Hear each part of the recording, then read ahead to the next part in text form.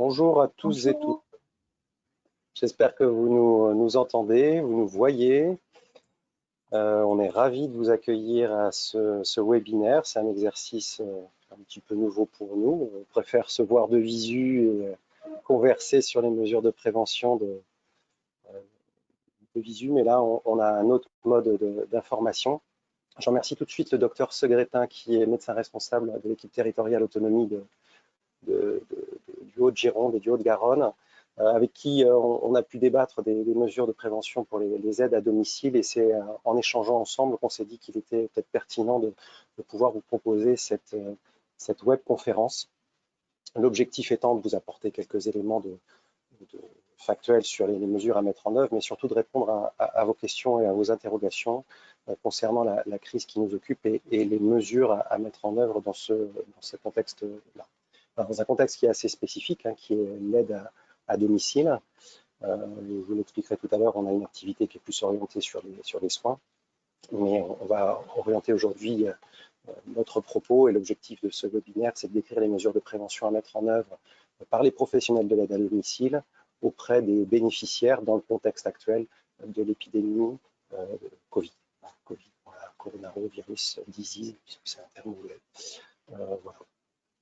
Donc on a 36 participants, il y avait 70 inscrits aujourd'hui, essentiellement de Gironde, mais on a des collègues aussi de la Vienne qui se sont joints à cette réunion, puisque certains d'entre eux nous ont sollicité par l'intermédiaire de notre collègue qui travaille sur Poitiers la semaine dernière. Donc bienvenue à nos collègues de la Vienne. De toute façon, on a une activité qui est régionale, donc ça tombe très bien. On va avoir un enregistrement de cette session, ce qui fait qu'elle sera exploitable ultérieurement, c'est-à-dire que ceux qui n'ont pas pu se connecter, pas pu s'inscrire, pourront visionner cette webconférence a posteriori. Vous aurez la possibilité donc de poser des questions par le chat qui est à disposition sur la droite de votre écran. Vous pouvez formuler vos questions, donner votre nom, prénom et dans quelle structure vous travaillez, comme ça nous permet de visualiser un petit peu où vous travaillez et puis les réponses à vous donner. Et puis voilà, donc nous allons animer cette session en duo. Donc moi-même, je suis praticien hospitalier en hygiène, pharmacien de formation, je m'appelle Christophe Gauthier, et puis je suis accompagné de Rachel, que vous voyez aussi, Rachel Dutrèche, que je laisse se présenter. Donc, je suis Rachel Dutrèche, je suis cadre de santé donc au CEPIAS Nouvelle-Aquitaine. Et donc, je complète l'équipe pour la partie, on va dire, soins du CEPIAS, donc pour le conseil à la formation en prévention du risque infectieux. Alors le CEPIAS, c'est le Centre d'appui pour la prévention des infections associées aux soins. C'est une structure régionale qui officie sur l'ensemble de la Nouvelle-Aquitaine. On a effectivement un rôle d'expertise, de conseil autour de la prévention des infections auprès des établissements de santé, du secteur médico-social, mais aussi des professionnels de santé de ville. Alors l'aide à domicile, c'est en périphérie un petit peu de notre activité usuelle, mais bon, je pense qu'on a quelques notions et connaissances qui vont permettre de vous aider et de vous présenter un petit peu ce qui est attendu dans la prise en charge des bénéficiaires au domicile. Donc on va organiser cette session en 2 temps. On va avoir un temps un petit peu théorique de 20-25 minutes, je pense, qui va permettre de repositionner le contexte de cette pathologie, de Covid, et puis surtout de préciser le mode de transmission du virus responsable de cette maladie. Parce qu'il est essentiel de comprendre le mode de transmission pour expliquer les mesures à mettre en œuvre. L'objectif étant ensuite de vous décrire les mesures à mettre en œuvre en précisant ce qu'il est nécessaire de faire et ce qu'il ne faut pas faire aussi, parce qu'on constate, je pense que vous êtes imprégnés comme nous d'images télévisées, d'habillages divers et variés, et d'attitudes diverses et variées, aussi bien en secteur communautaire qu'en secteur de santé. Et l'objectif de cette session, c'est vraiment de repositionner les éléments de prévention qui sont intangibles, indispensables à mettre en œuvre, et pas en faire trop non plus, parce qu'en faire trop, c'est parfois aussi à risque. Donc c'est vraiment avoir une attitude qui soit sécuritaire pour les bénéficiaires qu'on prend en charge, sécuritaire aussi pour les professionnels qui les prennent en charge. C'est la sécurité pour tous dans ce contexte-là. Alors, donc le diaporama sera à disposition. Ici, je vous ai mis une diapo qui précise notre activité. Alors, je vous l'ai dit, elle est régionale. Vous avez tous nos coordonnées mail. Et je précise qu'il y a une grosse partie de l'équipe qui est présente à Bordeaux. mais on a des interlocuteurs et des collègues qui sont disponibles aussi sur les sites de Poitiers et de Limoges. Donc, pour certains d'entre vous, vous avez été en contact avec Catherine Lalland, qui est notre collègue praticien hospitalier sur le CHU de Poitiers et qui officie dans, dans l'ex-Poitou-Charentes d'une certaine manière. Mais nous sommes tous susceptibles de pouvoir répondre à vos questions. Vous avez nos coordonnées, nous avons un site internet avec plein d'informations à votre disposition, j'y reviendrai tout à l'heure. Vous pourrez récupérer tout un tas de documents via ce site si vous ne le connaissez pas. Pour ce qui est de l'organisation de cette session, moi, je vous en ai parlé un petit peu tout à l'heure. Voilà, la session est enregistrée, ça c'est le principal. Le diaporama est valable à l'heure d'aujourd'hui, au regard des connaissances qui sont les nôtres actuellement vis-à-vis du virus qui nous occupe. Et puis, vous n'hésitez pas à poser vos questions, même en cours de présentation, hein, n'hésitez pas sur le chat à mettre vos questions. Nous, on les collige et puis on y répondra tout à l'heure. Sinon, vous pouvez attendre la fin de la présentation pour pouvoir poser vos questions. Alors, merci d'essayer, oui, effectivement, vos caméras et vos micros coupés, parce que ça va permettre d'avoir un flux qui soit assez stable sur l'ensemble de la session. Alors, on ne va pas faire un grand cours sur le Covid-19, hein, donc cette pathologie, ou la Covid-19, parce que vous avez entendu que maintenant il faut la considérer au féminin selon l'Académie de médecine. Je vous ai juste mis quelques chiffres, tout ça pour acter du fait que voilà, on est face à ce qu'on appelle une pandémie, c'est-à-dire que ce virus, il est transmis et il est présent sur l'ensemble des continents, hein, du monde. Il a effectivement eu un départ qui est un départ asiatique, et puis comme beaucoup de virus respiratoires, il a suivi l'Ouest, et puis a gagné l'Europe ensuite de manière importante. Hein. Vous voyez un nombre de cas en Europe confirmé qui est relativement important. Alors attention à ces nombres de cas, on est tributaire du nombre de tests réalisés. Il est fort probable qu'il y ait beaucoup plus de personnes que ça qui aient été touchées par le Covid. Et depuis l'Europe, il y a une diffusion ensuite en Amérique du Nord, et vous le savez, actuellement, le pic épidémique concerne plutôt l'Amérique du Sud, avec une exposition très très importante sur les secteurs du Brésil, du Chili, du Pérou, notamment actuellement. Alors, on a passé le pic épidémique, c'est pour ça que je vous ai mis quelques graphiques complémentaires. Cela dit, vous le voyez, on a eu quand même une exposition qui est encore importante en France, hein, parce que au niveau européen, la France fait partie des pays les plus touchés, avec l'Espagne, l'Italie et la Grande-Bretagne. Alors, on a dépassé la vague d'une certaine manière, mais il y a encore une circulation importante du virus. Il y a encore des hospitalisations en nombre important, des hospitalisations qui sont aussi distinctes, c'est pour ça que je vous ai mis des petites cartographies, qui sont distinctes en fonction des régions. Alors ça évolue, hein, il y a de moins en moins d'hospitalisations, mais vous voyez que les régions de l'Est de la France, de l'Île-de-France et des Hauts-de-France sont plus touchées que la façade atlantique.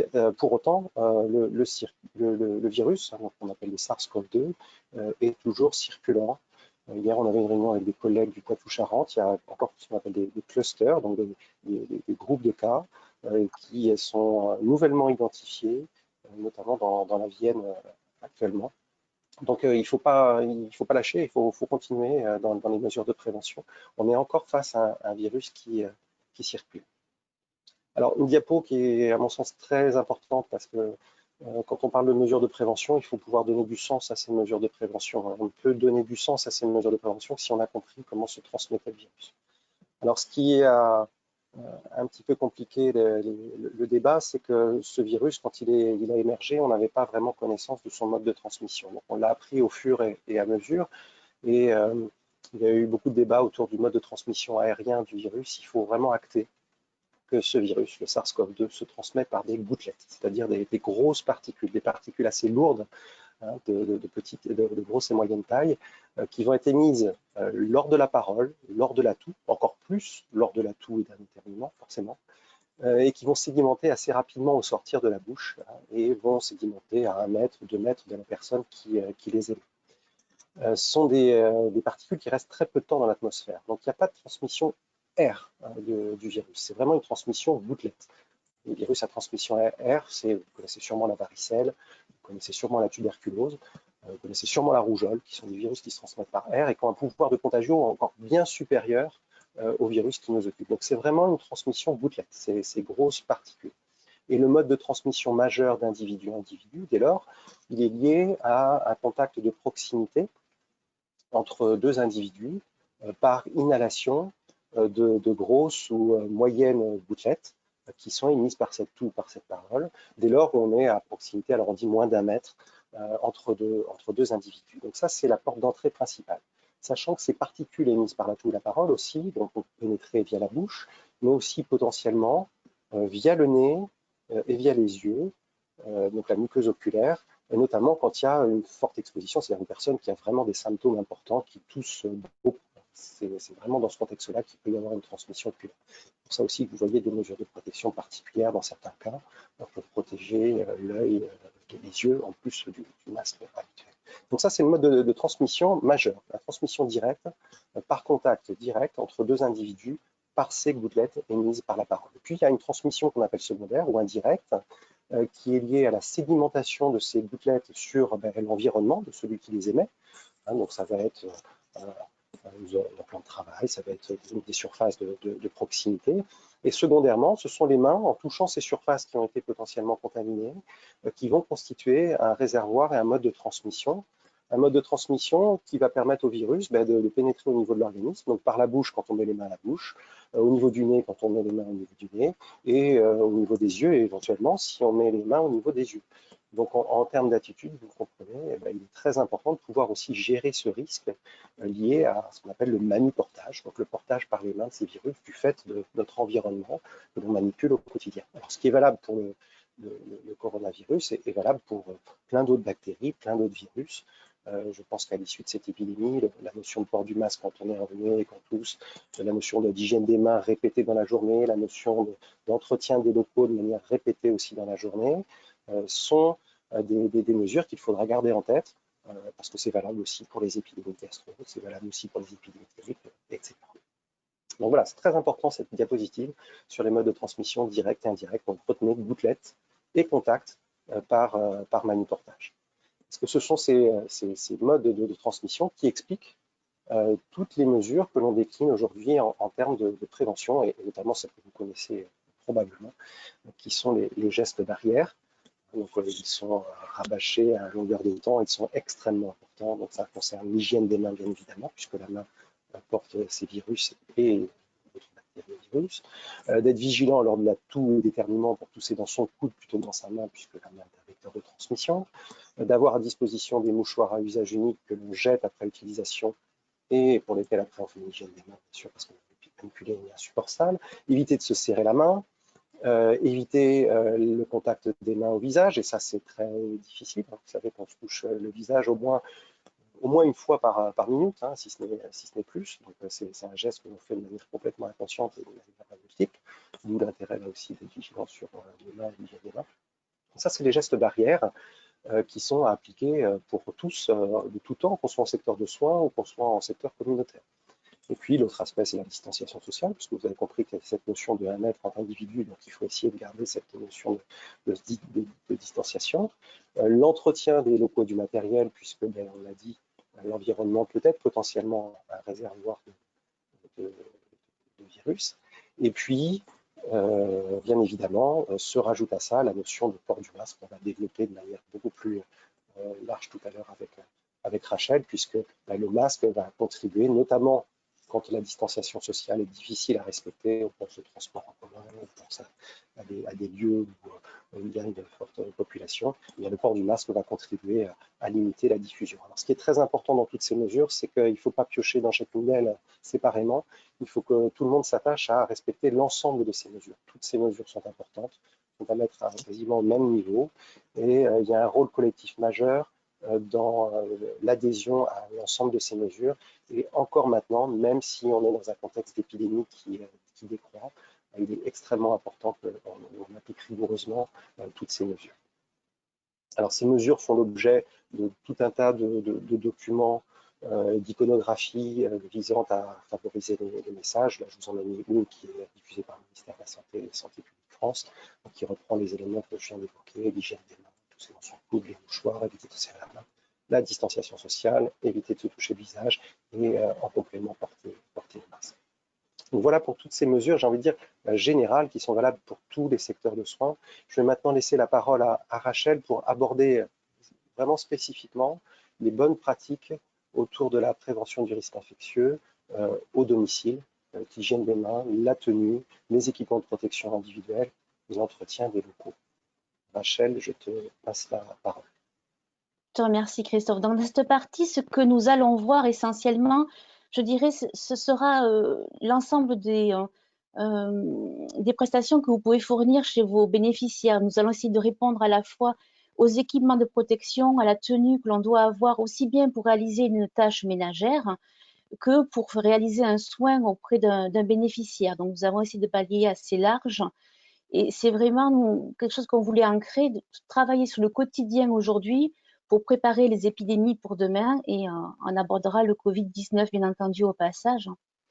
Donc on va parler de cette tenue au quotidien, quelle tenue avoir au quotidien, quel pays apporter. On terminera par les locaux et on va commencer directement par l'hygiène des mains. C'est vraiment le geste au quotidien. Tu peux passer à la diapo suivante, Christophe. C'est vraiment le geste au quotidien que l'on doit avoir. Et pour ça, il y a deux techniques essentiellement, qui sont à la fois l'hygiène des mains avec une solution hydroalcoolique et l'hygiène des mains au savon doux liquide de préférence, parce que c'est plus facile donc de faire une hygiène des mains avec un savon doux liquide qui n'est pas partagé comme un savon en pain par exemple, qui serait partagé par l'ensemble de la famille de vos bénéficiaires. Vraiment, on l'a évoqué déjà tout à l'heure, les mains peuvent être contaminées et peuvent être vecteurs de sécrétion respiratoire dans le contexte du Covid et peuvent être vecteurs d'autres micro-organismes comme les bactéries. Et c'est vrai que du coup, de se les laver autant de fois que nécessaire, c'est vraiment précieux et ça casse vraiment la chaîne de transmission. Par contre, il y a un prérequis à tout cela et qui n'est pas des moindres, je dirais, parce qu'il faut expliquer que le savon et la solution alcoolique ne sont pas efficaces sur les bijoux, ne sont pas efficaces également sur le vernis, ne sont pas efficaces sur les faux ongles. Donc, il faut apprendre à travailler sans, je dirais, sans bijoux, mains et poignets, sans faux ongles. C'est plus facile de travailler sans faux ongles d'ailleurs. Et avoir les ongles courts et sans vernis pour faciliter en tout cas cette hygiène des mains, aussi bien par savon doux que par solution hydroalcoolique qu'on retrouve plus facilement ces jours-ci. La solution hydroalcoolique, elle a cet effet-là qu'on peut utiliser donc sur les mains visuellement propres.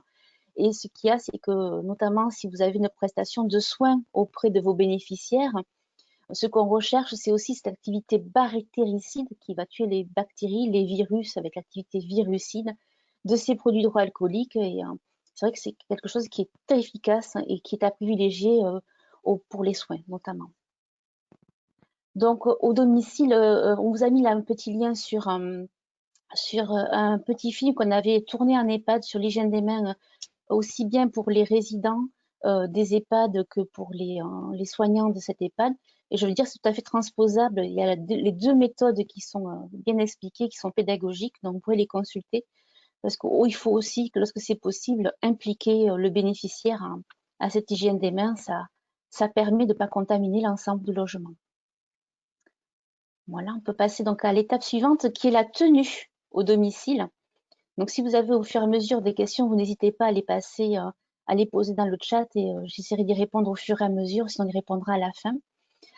Mais on va maintenant passer à la tenue. Donc au quotidien, au domicile, pour tout intervenant, il est convenu que la tenue, c'est la tenue civile qui est propre et qui est à manches courtes. Manches courtes ou en tout cas facile à relever. Ces manches doivent être faciles à relever pour faciliter cette hygiène des mains qu'on vient de voir juste précédemment. Et c'est vrai que la tenue peut être donc protégée, même si c'est pas, je dirais, le vecteur principal de transmission, mais elle peut être protégée d'un tablier tissu. Je vous ai mis un visuel avec un modèle donc en rose.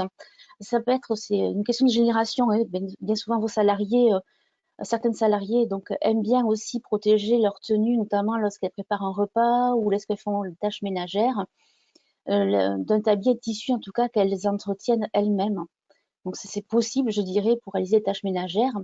Et il est fortement conseillé dans les soins, dès qu'il y a un soin de nursing, une toilette intime ou un change, dans le cas des précautions standards, comme l'on dit donc dans le milieu du soin, pour tout soin souillant et mouillant, de protéger donc sa tenue professionnelle qui est la tenue civile, d'un tablier à usage unique. Donc là, vous avez un visuel avec la demoiselle qui porte un t-shirt noir. Donc c'est des tabliers à usage unique et qui sont faciles à trouver et qui sont mis à disposition dans le cadre des soins. Là où vous commandez bien souvent vos gants, ils ont à disposition ce type d'équipement de protection individuelle. Tant qu'on est à la tenue, on peut parler également des surchaussures qui n'ont aucun intérêt finalement. Les chaussures, en tout cas, n'ont aucun intérêt dans la prévention de risques infectieux. Les chaussures, par contre, doivent répondre aussi à des questions, des contraintes de sécurité. Le pied doit être couvert, doit être antidérapant, notamment si on intervient dans une douche. Donc, c'est vrai que c'est des chaussures qui sont personnelles, mais qui doivent être confortables et en tout cas faciles à porter et ne devraient pas être complétées de surchaussures. Voilà, donc cette protection de la tenue, vous voyez, ça peut être un tablier de tissu pour les tâches ménagères, mais c'est au choix je dirais, de votre salarié. Mais il est vraiment conseillé aujourd'hui de partir sur le fait de revêtir un tablier à usage unique dès qu'on va faire un soin auprès d'un bénéficiaire, un soin souillant ou mouillant. Voilà, donc cette protection protégera notre tenue civile pour aller vers la prise en charge suivante. Diapo suivante, un gros zoom sur les gants. Alors, je dirais qu'aujourd'hui, dans la population générale, on voit un petit peu de tout et c'est fort dommage. Donc, on a pensé que le gant, finalement, était fort utile alors qu'il n'y a pas de transmission transcutanée, je dirais, du Covid-19. Et ils se contaminent en plus très rapidement, on ne peut pas les nettoyer, on peut pas les... et ça empêche surtout l'hygiène des mains. Donc, les gants sont portés en excès et finalement, on ne peut pas se laver les mains. On aperçoit donc beaucoup de personnes qui les portent tout le temps, à longueur de journée et sans faire d'hygiène des mains, pensant se protéger. C'est vraiment une fausse protection pour soi et également pour les autres parce que finalement, on propage plutôt les micro-organismes dans l'environnement de travail et l'environnement de vie de notre bénéficiaire. Donc, ces nouvelles idées de porter des gants, vraiment l'indication du gant, c'est uniquement pour se protéger des produits chimiques. Donc, le gant de ménage, par exemple, peut être revêtu lorsque vos salariés fait l'entretien des locaux chez un bénéficiaire. Il peut en ces cas-là avoir des gants de ménage dits individuels, qui seront forcément individuels, qui vont nettoyer, qui vont laver entre deux usages et qui vont sécher à la fin de la prestation. Sécher, enfin laver, sécher, laver intérieur, extérieur et sécher à la fin de la prestation. Et qui réutiliseront donc dès qu'ils reviendront chez le bénéficiaire. Et ensuite, ils auront aussi une indication, ces gants, pour une protection vis-à-vis des liquides biologiques. Donc, c'est pour se protéger du sang, des selles, des urines. Et donc là, ce sera plutôt des gants à usage unique que l'on va prôner pour se protéger de ce contact avec des liquides biologiques. Donc, deux indications dans le port de gants. Pour se protéger des produits chimiques ou des liquides biologiques. On va toujours privilégier, lorsque c'est possible, évidemment, les gants à usage unique dans ce cadre-là. Et les gants de ménage, ce sera possible sur un bénéficiaire que l'on suit au long cours. On en a fini avec les gants. Maintenant, on va passer sur un autre équipement de protection individuelle que sont les masques. Ça a été, je dirais, c'est le grand sujet d'actualité. C'est vrai que nous, dans les soins, on le connaît amplement. C'est vrai qu'on le conseille dès qu'une personne est malade de porter un masque, notamment lors de la circulation des virus type grippe. Donc, on disait, si vous êtes malade, portez un masque pour protéger et protéger les autres. C'est vraiment l'objectif de ce masque-là. Ça limite les transmissions donc, de gouttelettes dans les deux sens, ça évite de contaminer l'environnement. Et puis, comme vous l'a expliqué Christophe Gauthier tout à l'heure, dans le contexte du Covid, c'est vraiment important de pouvoir se protéger les voies d'entrée donc du virus, qui sont le nez et la bouche, notamment en portant un masque. Et c'est vrai qu'il est fortement indiqué dans le contexte du Covid aujourd'hui, dès lors qu'on ne peut pas respecter la distanciation sociale, c'est-à-dire qu'on ne peut pas être à moins d'1 mètre ou que l'on est très proche de quelqu'un d'autre. Également aussi lorsque le bénéficiaire, je dirais, est âgé, auquel cas on a un devoir, je dirais, de le protéger et de se protéger parce qu'on est la distanciation sociale n'est pas permise et que lui, il est a fortiori, je dirais, plus vulnérables.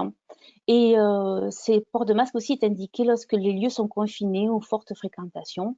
notamment dans les supermarchés où finalement on ne peut pas toujours faire confiance à la personne que l'on croise, qui pas forcément, je dirais, respecte pas aussi bien la distanciation sociale et qui peut être malade. Donc on se protège avec ce type de masque, hein, avec un masque. Mais également, dès qu'on est malade, on doit porter un masque. Donc là, vous avez différents types de masques qui sont proposés aujourd'hui. C'est la diapo suivante. C'est pour ça qu'il y a eu au tout début, on est parti sur des risques épidémiques émergents avec un port de masque FFP2, qu'on appelle également bec de canard, qu'on avait connu notamment lors de la grippe H1N1 en 2009. On a vu quelques livraisons. La filtration, je dirais, est maximale à 94% pour des particules qui sont très fines et très légères.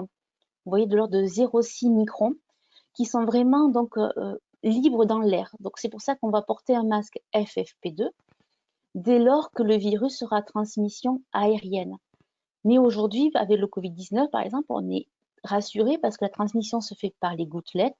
Et donc, on voit très bien que le masque chirurgical a une filtration envers ces particules qui sont légèrement plus grosses, qui sont plus grosses, et dont fait partie le Covid. C'est vraiment la 95% des particules à 3 microns. Le masque chirurgical donc suffit. Et c'est vrai qu'en milieu de soins, auprès des personnes symptomatiques, il est important de pouvoir avoir un masque chirurgical. Dès lors qu'une personne est suspecte ou atteinte de Covid-19, on va porter un masque chirurgical, y compris à domicile, lorsqu'on va faire une prestation. Et puis, on a vu donc sortir une nouvelle norme lors de ces 2 mois de confinement. Ce sont des masques qu'on disait alternatifs au grand public ou masques barrières. Une norme AFNOR est sortie. Il a été vraiment bien réfléchi pour choisir, je dirais, les tissus, pour choisir également le modèle, pour choisir la découpe. Et la conception de ces masques, vous voyez, qui ont certains jusqu'à 90% de filtration. Ma chirurgicale en a 95, et d'autres en ont jusqu'à 70% de filtration. Donc, ce sont les 2 catégories grand public. Et ces productions ont été lancées, c'est donc des masques que l'on trouve dans le commerce, qui ont été validés par la DGA, qui ont passé les tests. Et ce sont des masques qui ont des lavages entre 10 et 50 fois et qui peuvent être utilisés, notamment lorsqu'on rencontre de nombreuses personnes. Les premières cibles, c'était les caissières de supermarché, c'était aussi les forces de l'ordre, mais ça peut être aussi des agents d'accueil ou finalement le grand public. C'est vraiment un masque qui a été reconnu comme efficace parce qu'il a été testé à 90-70%. Et puis vous avez également donc les masques dits artisanaux, faits soi-même, que certains bénéficiaires ont pu partager avec vous. C'est vrai que là, ils n'ont pas passé les tests, mais c'est vrai que pour un besoin occasionnel, je dirais, pour rentrer dans un supermarché ou pour rentrer faire ses courses, c'est vraiment quelque chose qui s'est développé aujourd'hui et qui est tout à fait accepté. Toutefois, quel que soit le type de masque, il y a vraiment des modalités pour bien les utiliser. Il faut se laver les mains, enfiler le masque, toujours le toucher par les liens, le mettre et donc une fois ajusté, bien l'ajuster au niveau de son nez, de son visage. Il doit toujours couvrir nez, bouche et menton. Si on doit l'enlever, on doit l'enlever par les liens ou par les élastiques qui sont derrière les oreilles. Et on doit faire une hygiène des mains, bien entendu. S'il est lavable, en général, on lave à 60 degrés, ce type de masque. Les masques tissus, les masques chirurgicaux et FFP2 doivent être nettoyés, lavés, parce qu'ils sont vraiment à usage unique. Et ils doivent partir à la poubelle ordures ménagères. Si c'est un masque, quel que soit le type de masque, je dirais, on vous a mis un support fait par nos collègues du CPS Occitanie, ce que vous avez à droite de votre écran. Quel que soit le type de masque, ce qu'il ne faut pas faire, c'est le porter en mentonnière. Il ne faut pas également faire dépasser le bout du nez. Il ne faut pas non plus le porter en serre-tête, totalement inutile. Une fois qu'il a été retiré, surtout s'il n'a pas été retiré par les liens, il peut être contaminant pour la personne qui le porte. Voilà, donc vous avez des supports à la fois fournis par le ministère, mais à la fois fournis par les CEPIAS et que vous pouvez consulter aisément. Donc, on a vu qu'on pouvait utiliser des gants, on a vu qu'on pouvait utiliser un masque. on a vu qu'on pouvait protéger sa tenue civile. On a vu que l'hygiène des mains est très importante. Et si jamais vous avez parmi vos bénéficiaires quelqu'un qui est suspect ou atteint de Covid-19, là, ce sera un port de masque chirurgical qui sera impératif, pas de masque tissu. Véritablement, c'est pour protéger la personne et protéger également le bénéficiaire. Si lui aussi peut revêtir un masque chirurgical, ça sera, je dirais, un double masque, une double protection pour les deux personnes. Pour tout ce qui est également tablier, là, ce sera un tablier à usage unique, en plastique, donc imperméable, qui sera privilégié, pas de tablier de tissu, en tout cas fourni par votre salarié. Le port de gants à usage unique se fera uniquement pour la protection de produits biologiques ou chimiques. Ça ne va pas se faire dès l'entrée dans le logement. Ce sera uniquement si j'entretiens des locaux, j'entretiens des surfaces ou si je réalise donc un soin en contact avec des liquides biologiques. Et puis, vous avez eu des questions déjà sur les lunettes de protection et les visières. Les visières et les lunettes de protection sont des protections oculaires uniquement. Ce ne sont pas des protections des voies respiratoires. Donc, elles complètent, je dirais, le dispositif. Si vous avez à prendre en charge donc, des personnes atteintes de Covid-19, donc il faudra compléter le port de masque chirurgical par ces protections oculaires. C'est vraiment un complément. Éventuellement, vous pourrez également rajouter à cette tenue, à la protection de la tenue, des surblouses à manches longues. Ces surblouses à manches longues, elles ont pour vocation de protéger les avant-bras du salarié, tout ce qui est contact rapproché avec le bénéficiaire, lorsqu'elles vont le mobiliser, le toucher, c'est pour éviter, je dirais, d'avoir ensuite une hygiène des mains répétée qui va comprendre, certes, une fois qu'elle aura enlevé la surblouse, je dirais l'hygiène des mains, mais ça on peut aller jusqu'aux avant-bras. On peut aussi protéger donc, sa chevelure des projections avec une charlotte ou tout autre coiffant. Ça, c'est aussi quelque chose qui est possible. Et comme on a déjà évoqué, donc pas de tablier tissu, habituellement utilisé pour les tâches ménagères dans ce contexte de Covid-19, et pas de surchaussures non plus, ça n'a aucun intérêt, y compris dans le cas du contexte de Covid-19. On vous a fait un petit visuel qu'on avait fait pour les établissements médico-sociaux. Donc là, c'est dans le contexte devant la chambre, mais ça pourrait être dès l'entrée au domicile de votre bénéficiaire atteint de Covid-19. La première chose qu'on mettra en quelque sorte, c'est avant tout le masque, s'il n'est pas déjà été porté en amont. Ensuite, on va compléter donc par une surblouse, par un tablier à usage unique. On va mettre les éléments de protection oculaire, lunettes ou visière. Et ensuite, on pourra utiliser, si besoin, si contact avec des produits biologiques, donc des gants uniquement dans ce contexte. Et la charlotte est facultative, parce que la charlotte, on l'a dit facultative, parce qu'il est quand même plus simple de se laver les mains que de se laver les cheveux pendant son exercice professionnel. Donc, si jamais un bénéficiaire venait à beaucoup cracher, à expectorer beaucoup, on peut se protéger donc la chevelure avec une charlotte.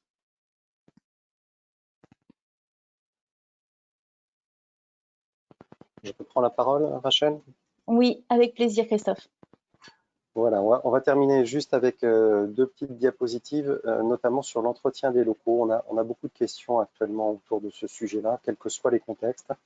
Peut-être que vous êtes démarché aussi par des entreprises qui proposent des outils de désinfection. Ce qui est important de garder en tête par rapport à ce virus, on a vu son mode de transmission tout à l'heure, le fait qu'on pouvait en déposer sur des surfaces. Il faut garder en tête que c'est un virus qui est fragile, extrêmement fragile dans l'environnement. Ce n'est pas un virus qui présente une résistance particulière. Il fait partie de ce qu'on appelle les virus enveloppés. Et paradoxalement, le fait d'avoir une enveloppe chez les virus contribue à ce qu'ils soient plus sensibles, ne serait-ce qu'au moindre détergent, donc les savons ou les produits détergents d'entretien. Donc la procédure d'entretien classique est efficace. Ça, c'est très important. Vous n'avez pas forcément besoin de recourir à des procédures spécifiques dans la gestion de l'environnement. Donc avoir des produits courants, détergents, désinfectants, qu'ils soient en lingette, qu'ils soient en spray, c'est tout à fait suffisant pour prendre en charge les surfaces qui constituent des points de contact avec la main, donc un tour de lit, un lavabo, toutes les surfaces qui peuvent être manipulées. Alors certes, le virus a des capacités, vous voyez, je vous ai quand même mis des études qui montrent qu'il peut résister plusieurs jours, mais c'est souvent dans des contextes où il y a des salissures, où il y a encore des liquides biologiques. Il y a un potentiel qui est important. pour peu qu'il fasse chaud, pour peu que ce soit un milieu humide, c'est vrai que potentiellement, il peut être très résistant dans l'environnement. Pour autant, ce n'est pas pour ça qu'il se transmettra facilement aussi. Donc, il faut faire confiance aux procédures d'entretien visuel. Il est important de les mettre en œuvre quotidiennement, voire plusieurs fois par jour pour les points de contact. C'est ça le message à garder, c'est que les produits visuels sont efficaces, il faut les utiliser au quotidien, voire renforcer cette fréquence d'usage, notamment sur les points de contact, et évidemment y associer l'hygiène des mains qui est liée à la réalisation de cet entretien. Donc, à minima, il paraît extrêmement important de faire cet entretien quotidien des zones fréquemment touchées par les mains, voire plusieurs fois par jour, le téléphone, les interrupteurs, etc. Utiliser les produits visuels. Et puis, attention au recours à l'eau de Javel. On a quand même fait une diapo sur l'eau de Javel parce que c'est une question qui revient très, très fréquemment. C'est un excellent produit désinfectant, l'eau de Javel, sauf qu'il est complètement inefficace si la surface n'est pas nettoyée préalablement. Donc, en termes d'usage, c'est très compliqué d'utiliser la Javel. Il faut d'abord utiliser un savon, le rincer, sécher et ensuite utiliser la Javel, ce qu'on appelle une technique d'entretien en 4 temps, ce qui au quotidien est absolument infaisable.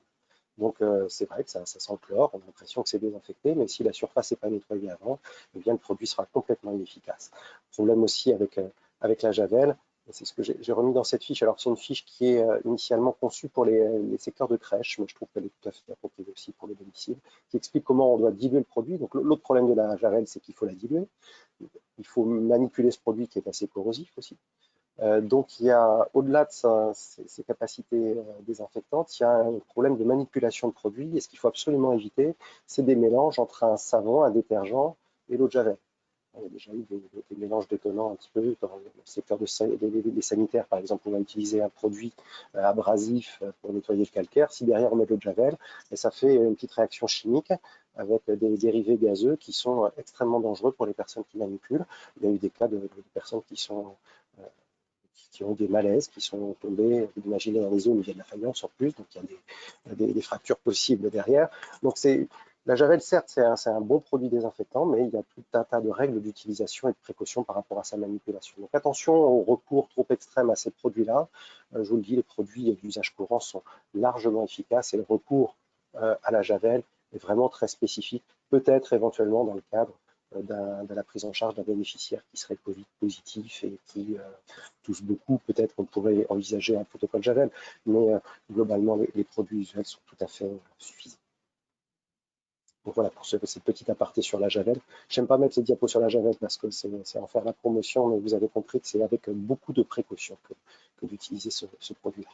Et enfin, je vous ai remis la page internet du CEPIAS Nouvelle-Aquitaine parce qu'on a fait une page spécifique coronavirus et vous pourrez retrouver tout un tas de documents, notamment les iconographies que vous avez vues tout à l'heure.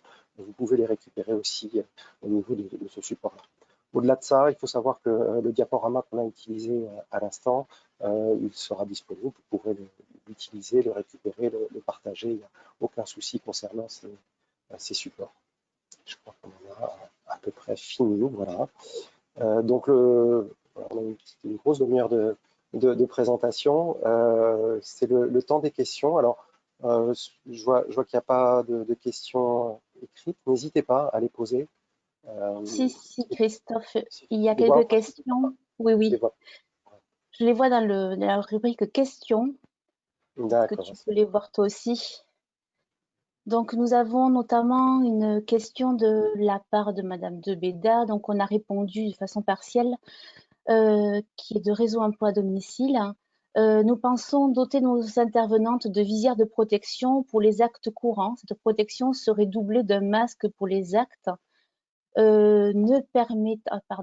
Pour les actes courants, cette protection serait doublée d'un masque pour les actes ne permettant pas la distanciation sociale et l'application d'un geste de barrière.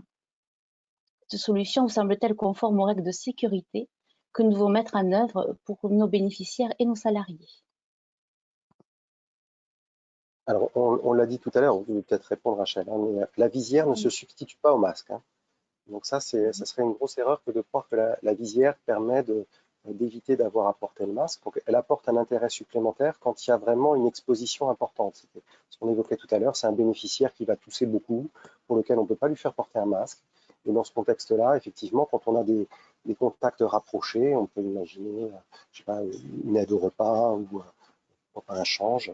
voilà, on va être plus proche du bénéficiaire et dans ce contexte-là, on pourra effectivement peut-être porter la visière, mais en plus du masque, quel que soit le masque, pour protéger les yeux. Et c'est vraiment l'usage de cette visière. Donc, ça ne se substitue pas au masque. Et de là, l'utiliser dans les soins courants, je pense que c'est une précaution qui est un peu extrême en l'absence de bénéficiaires qui présentent une symptomatologie de tout.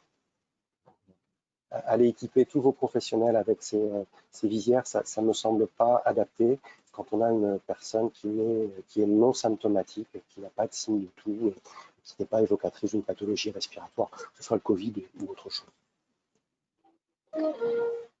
Une autre question sur la visière, Christophe, c'est peut-on se prêter une visière entre collègues si elle est désinfectée avant et après chaque utilisation et la visière donc resterait au domicile du bénéficiaire? Mais on peut désinfecter ces visières. On y est confronté, nous, en secteur de soins. On n'a pas forcément une visière pour tout le monde. Donc, le tout, c'est effectivement de la désinfecter. Être sûr que c'était fait entre deux professionnels. C'est aussi la question parfois, quitte à le répéter avant de l'utiliser, hein, s'il n'y a vraiment qu'une visière à disposition. L'idéal, c'est d'avoir des visières qui soient individuelles. Mais quand ce n'est pas possible, on peut imaginer qu'une désinfection avec une lingette de détergent désinfectant après usage et avant usage pour être sûr, comme je ne sais pas si l'utilisateur précédent l'a bien fait, pourrait être une solution, pourquoi pas. Mais on l'a dit, l'indication de la visière, il est très limité. Il est très limité, cette indication. Si tu veux rajouter, Rachel. Non, non, je suis tout à fait d'accord. Une question sur les masques tissus de Béatrice Lacour. Est-ce que les masques tissus avec une couture au milieu sont efficaces? La couture, donc, sont des entrées effectivement pour les virus. Donc, Tu je veux veux répondre? répondre. Oui, Vas-y. oui. Nous avons sur le site du CPS Nouvelle-Aquitaine, vous trouverez un petit vlog qui explique que justement nous avons une collègue qui est férue de couture et qui est surtout calée également en prévention de risques infectieux. Donc, elle nous a fait un petit mix. Elle a regardé beaucoup de tutos pour nous et elle a fait, je dirais, le masque. Effectivement, elle nous a bien précisé que les masques en tissu avec une couture au milieu, alors certaines coutures qui sont, alors je ne suis pas grande couturière du tout, hein, à part coudre un bouton, je ne vais pas plus loin, mais apparemment certaines coutures au milieu, ce serait un point de vulnérabilité. Pour ça qu'il vaut mieux prendre des masques tissu 3 plis ou certains masques tissus également qui ont été fournis avec une couture anglaise au milieu permettraient toutefois d'avoir cette protection parce que la couture est... Mais ça, c'est vraiment, vraiment du conseil de couturière. Moi, je ne saurais pas faire un distinguo entre la couture anglaise et l'autre couture. Mais c'est vrai que lorsqu'on fait ces masques soi-même, il vaut mieux éviter la couture au milieu.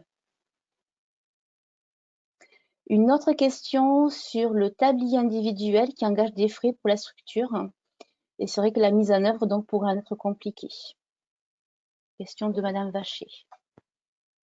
C'est un enjeu extrêmement fort, le tablier. Je crois que quels que soient les secteurs, dès lors où on est amené à faire des gestes qui sont à risque d'exposition, notamment en liquide biologique, je pense que parmi les aides à domicile, certaines sont amenées à faire des gestes de soins qui peuvent s'assimiler à du soin, hein, qui sont les changes, qui sont les toilettes, où il y a une exposition potentielle à des produits biologiques qui sont notamment les sels ou les urines. Il faut savoir que notamment les sels sont des vecteurs de transmission de beaucoup de micro-organismes, des bactéries, des virus respiratoires. Il faut savoir qu'on retrouve dans les selles du SARS-CoV-2, hein, l'agent du Covid, et on pense bien sûr à tous les virus des gastro-entérites, et que protéger sa tenue avec un tablier à usage unique imperméable, protecteur pour ce type de geste est fondamental. On sous-estime complètement la transmission des micro-organismes en général, je ne parle pas que du SARS-CoV-2, lors de ce type de soins. On a une charge bactérienne et virale qui est extrêmement importante dans ces liquides biologiques et il est essentiel de pouvoir mettre à disposition des professionnels des tabliers pour ce type de geste-là, des tabliers imperméables. Donc c'est un enjeu fort, il faut pouvoir investir dans ce domaine-là. C'est un lu de tous les instants en établissement de santé, c'est compliqué aussi en secteur médico-social, dans les EHPAD notamment. Et je pense qu'au niveau du secteur du domicile, c'est indispensable de rentrer dans cette démarche-là. Alors, ça ne s'attend pas à ce que du jour au lendemain, vous êtes habillé pour tout le monde par tous ces types de gestes, mais il faut intégrer, quand on est coordonnateur d'une structure d'aide à domicile, intégrer l'achat de ce type de dispositif, car il est fondamental sur la prévention des infections en général, pas seulement dans le contexte actuel.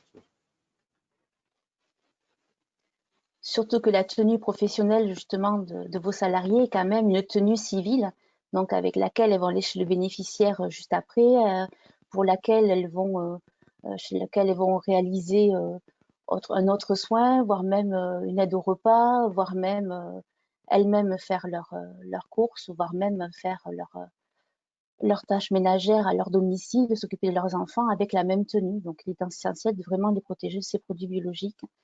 Dans les établissements médico-sociaux, ils y vont petit à petit également, en sachant qu'il y en a certains qui sont biodégradables, il y en a certains qui sont en gros conditionnement.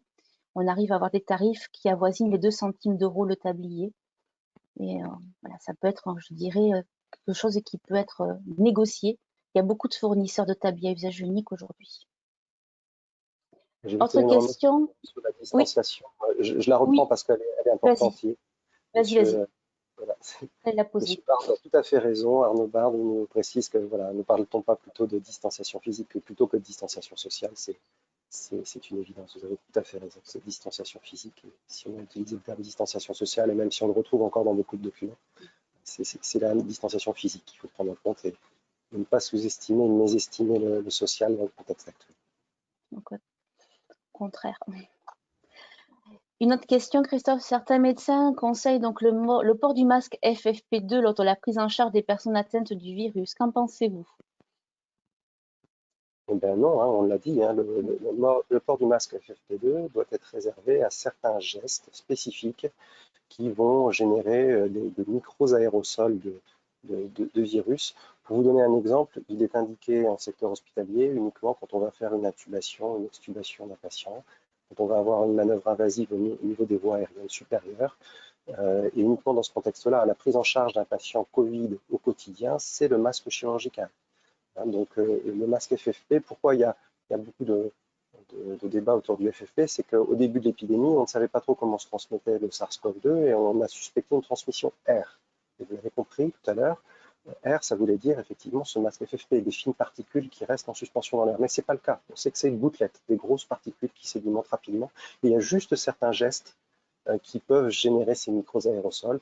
Donc nous, ça nous pose des questions dans les secteurs hospitaliers, dans les blocs opératoires, quand on fait ce type de manœuvre, dans les secteurs de réanimation, mais ce n'est absolument pas le cas au domicile. Ou peut-être si un kinésithérapeute qui serait amené à faire de la kiné respiratoire chez une personne Covid positive, mais je pense que dans ces cas-là, la kinésithérapie sera repoussée.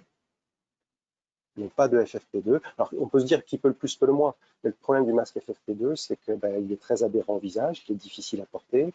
Et le risque dans ces cas-là, c'est qu'à vouloir faire mieux, on va avoir des manipulations répétées sur ce type de masque, des positionnements sous le menton, tout ce qu'on ne souhaite pas finalement va se mettre en œuvre, alors qu'un masque chirurgical pour le patient Covid est suffisant. Un masque dit barrière est suffisant hors contexte Covid. Une autre question sur l'enchaînement de prise en charge. Donc, si c'est Madame Autissier, si une auxiliaire de vie intervient chez une personne ayant le Covid, peut-elle ensuite aller chez un autre bénéficiaire? Si oui, quelles mesures particulières prendre? Tu veux que je réponde, Christophe? Vas-y. Donc, c'est exactement ce qui s'est passé, je dirais, dans nos établissements de santé, hein. On n'avait pas des secteurs Covid où il y avait des fois que des patients Covid. Donc, les prises en charge ont été vraiment, je dirais, alternées. No Covid, non Covid, suspect, pas suspect. Et c'est vraiment donc l'hygiène des mains, je dirais, et le bon port de pays qui fait la différence. Finalement, on peut quitter un domicile, jeter tous ces équipements de protection chez ce bénéficiaire-là. Si jamais notre masque chirurgical est souillé, notamment si on a été soumis, par exemple, si on a aidé notre bénéficiaire à une douche, on sait qu'il peut être humide, on peut donc ensuite le changer avant de prendre en charge le bénéficiaire suivant. Et du moment qu'on fait une hygiène des mains et qu'on a protégé notre tenue, chez le bénéficiaire Covid d'une surblouse et en tout cas d'un tablier, on peut enchaîner, je dirais, les prises en charge. Voilà, c'est ça. Si on a respecté les mesures de précaution décrites dans le contexte de prise en charge d'un bénéficiaire Covid, eh bien, on peut tout à fait enchaîner avec une prise en charge d'un bénéficiaire non Covid. Mais il faut être sûr d'avoir les matériels à disposition, d'avoir les bonnes attitudes dans la gestion de la prise en charge de ce bénéficiaire. C'est justement pour ça qu'elles sont là, ces mesures de prévention. Elles marchent quand on les met en œuvre. Une question de Madame Bousseau sur les tabliers en tissu. Donc les tabliers en tissu qu'on peut utiliser, c'est vrai que c'est à la charge de votre salarié. C'est lui qui peut décider en quelque sorte s'il le met ou s'il le met pas. En tout cas, est-ce qu'il doit être changé de façon quotidienne ou après chaque intervention? Il doit être, c'est sûr, lavé de façon journalière, comme la tenue, mais changé après chaque intervention. Je dirais, si on a fait que, je dirais, une préparation de repas, éventuellement fait du repassage, est-ce qu'on a revêtu ce tablier de tissu?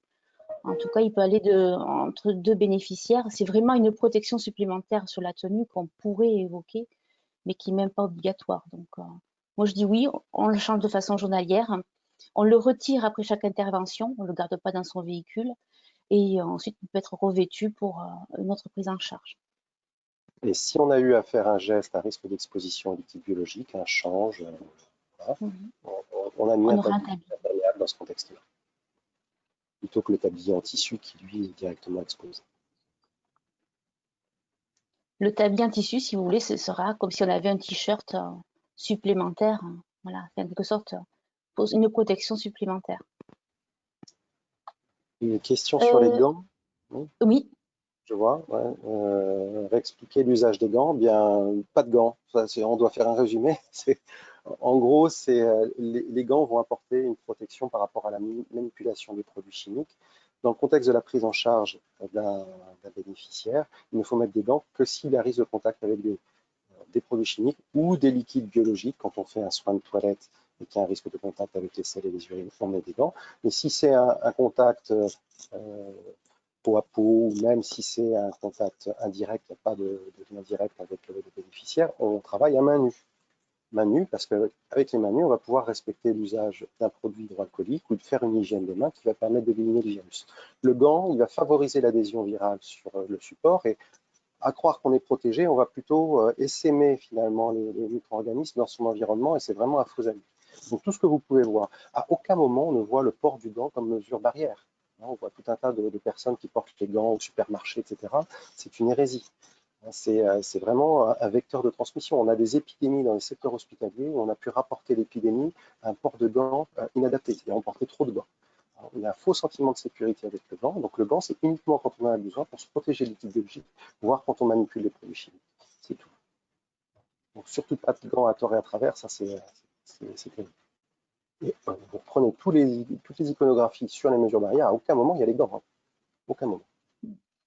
Donc voilà, je ne sais pas si c'est plus clair, mais en gros, c'est l'hygiène des mains le plus possible, le gant d'une manière très raisonnée et que dans certaines indications. Une autre question, là c'est plus pour le masque de la part de Carole Milasso. L'utilisation des masques pour les personnes âgées gêne la communication en l'absence de symptômes. La visière peut-être elle suffisante si pas de gestes à proximité ou rien et simplement l'application des gestes barrières. Je crois qu'on peut dire, si on respecte la distanciation physique, du coup qu'on évoquait tout à l'heure, on n'a pas besoin d'avoir un équipement de protection individuelle. Hein. Donc le problème, c'est de pouvoir être sûr qu'on va respecter cette notion de distanciation. Et en tout cas, on l'a dit tout à l'heure, la visière ne se substitue pas au masque. Donc n'apportera pas de sécurité supplémentaire. Donc soit on a une distance qui est ménagée avec le bénéficiaire, effectivement à distance, on peut assurer une communication qui soit satisfaisante sur le plan social, soit on est amené à se rapprocher parce qu'il y a des soins de proximité, à ce moment-là il faut le masque, ça c'est intangible. Et la visière ne permettra pas de s'en affranchir. Après, on sait très bien que si un bénéficiaire, par exemple, est dans son salon et qu'on doit intervenir dans le reste du logement, c'est plus simple. À ces cas-là, on peut se dispenser ce temps-là du masque s'il n'y a pas d'autres personnes présentes dans le logement. Et par contre, dès qu'on va faire un soin au ce bénéficiaire, là, on portera le masque. Parce qu'on sera à moins d'1 mètre a fortiori. Une autre question sur le masque de Delphine Palayo, pardon. Peut-on, après désinfection des mains, c'est bien de le souligner, enlever notamment son masque pour interagir avec une personne malentendante? Sinon, d'autres solutions sont-elles envisageables? Si momentanément, on peut, par exemple, enlever le masque, ne serait-ce que si on veut également boire ou manger, on l'enlèvera toujours, je dirais, par le lien sur le côté.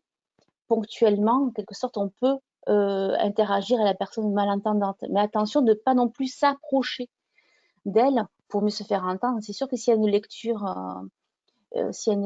sur les lèvres, c'est beaucoup plus simple d'enlever à ce moment-là donc son masque, mais ponctuellement et en restant à distance. D'accord, effectivement. Sur l'utilisation de l'aspirateur au domicile avec une personne suspecte confirmée, alors c'est vrai que bon, le risque avec les particules qu'on sédimentées sur une surface, c'est de les réaérosoliser en faisant du mouvement. Il n'y a pas eu de texte, à mon sens, sur l'usage des aspirateurs, il y en a eu sur l'usage des ventilateurs. Si on porte un masque, il n'y a aucune problématique autour de ce risque-là. Il faudrait peut-être essayer de passer l'aspirateur dans une zone où le bénéficiaire n'est pas présent, peut-être pour éviter une exposition environnementale, mais en tout cas, ça n'augmente pas le risque de contamination pour l'aide à domicile. Peut-être dans le contexte de la prise en charge d'un bénéficiaire qui serait Covid, dans ce contexte-là, être sûr d'avoir le masque adapté pour passer cet aspirateur. Je pense que tu en penses, Rachel. Tout à fait d'accord. On a le temps peut-être d'autres questions. Oui, il nous reste 4-5 minutes, on va essayer de... Ouais, on va essayer d'en faire un maximum. Oui. Sinon, on y répondra par écrit à posteriori. Oui, vous pourrez nous envoyer des mails si vous le souhaitez. On fera même une foire aux questions si vous le souhaitez pour faire compléter les demandes et les questions. L'accompagnement en voiture, qu'en pensez-vous? Alors, je pense que vous parlez de l'accompagnement si vous accompagnez un bénéficiaire, auquel cas vous partagez donc un espace clos avec cette personne-là, auquel cas vous devriez porter un masque et le bénéficiaire aussi.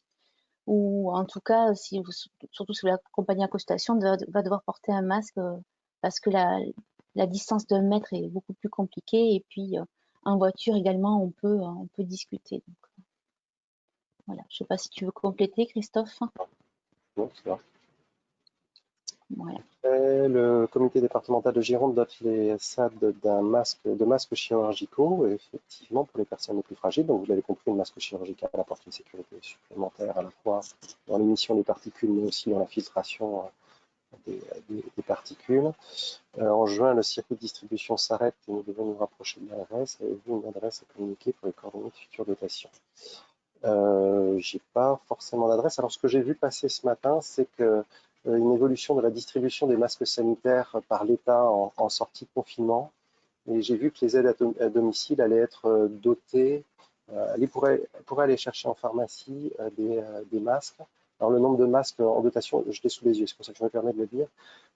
C'est 3 masques par semaine par employeur et 6 masques si l'employeur est bénéficiaire de l'APA et 9 masques par semaine par l'employeur si l'employeur est bénéficiaire de la PCH. Je ne sais pas si je suis très clair, mais il y a un texte qui s'appelle le fiche professionnelle ville du 25 mai, de distribution des masques sanitaires par l'État en sortie de confinement, qui acte de la mise à disposition de masques de soins, en quantité, vous l'avez compris, variable en fonction de l'affiliation des employés. Ceci dit, Christophe, je pense qu'il s'agit avant tout des personnes qui interviennent pour leur propre compte, qui ne sont pas forcément salariés d'associations. À ce moment-là, ça sera 3 masques par semaine auprès d'une pharmacie, avec la carte professionnelle. Voilà. Ce qui est peu. Voilà. Après, vous n'allez pas prendre en charge non plus des bénéficiaires Covid, forcément très fragiles. La notion de fragilité, voilà, elle est largement débattue dans le contexte Covid. S'il n'y a pas de signe clinique, là encore, il faut être assez rassurant sur les mesures à mettre en œuvre. Les mesures barrières sont tout à fait suffisantes. Dernière question sur les produits d'entretien, c'est ça? Oui, tout à fait. Concernant l'utilisation de lingettes ou de spray, les produits utilisés n'ont pas besoin d'avoir une propriété bactéricide ou virucide. Alors idéalement, si, il faudrait essayer de vérifier que les produits d'entretien répondent à une activité minimale au moins bactéricidie. Les virucides, ça serait parfait. Mais vous avez plein de produits du commerce. Alors, il ne s'agit pas de faire de pub pour des marques, hein, mais des produits type Sanitol et choses comme ça, qui revendiquent une bactéricidie. Il faut regarder sur l'emballage des produits et il faut voir la mention bactéricide avec les normes qui y sont associées. C'est un peu complexe d'aborder les normes là maintenant, mais au moins voir les termes bactéricidie, voire virucide. Déjà, si c'est bactéricide, il y a quand même une activité qui n'est pas négligeable, qui est déjà très satisfaisante.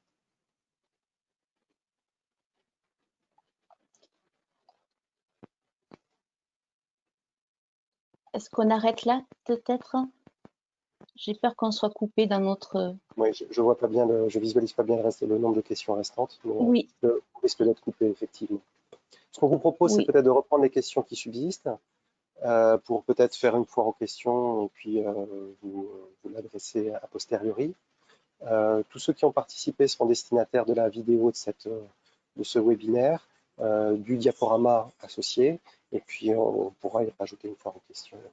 Et puis au-delà de ça, vous avez nos coordonnées mail sur le site du CEPIAS Nouvelle-Aquitaine, et n'hésitez pas à nous poser des questions, soit en direct si vous êtes professionnel de terrain, j'ai envie de dire, ou si vous êtes coordonnateur d'une structure d'aide à domicile, vous pouvez aussi colliger des questions de vos professionnels et nous les adresser. On essaiera d'y répondre au mieux, en espérant que ce webinaire vous ait été utile. Merci beaucoup à vous. Merci beaucoup à vous et merci pour l'ensemble de vos questions. Au Au revoir. revoir.